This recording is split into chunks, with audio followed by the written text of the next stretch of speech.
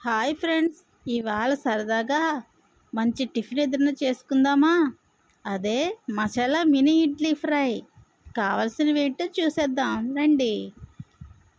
Button ఇడ్లీలు 18, ఉల్లి తరుగు పావు కప్పు, రెడ్ క్యాప్సికమ్ తరుగు అరకప్పు, టొమాటో తరుగు పావు కప్పు, బఠానీ పావు కప్పు, కరివేపాకు 2 రెమ్మలు, జీలకర్ర అర టీ స్పూన్, ఆవాలు అర టీ స్పూన్, కారం అర టీ స్పూన్, పసుపు పావు టీ స్పూన్, నూనె 2 టేబుల్ స్పూన్లు, ఉప్పు తగినంత.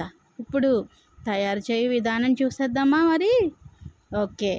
ఒక బాణీలో నూనె కాగాక ఆవాలు జీలకర్ర వేసి వేగాక ఉల్లి తరుగు, రెడ్ క్యాప్సికమ్ తరుగు, టమాటో తరుగు వేసి వేయించాలి.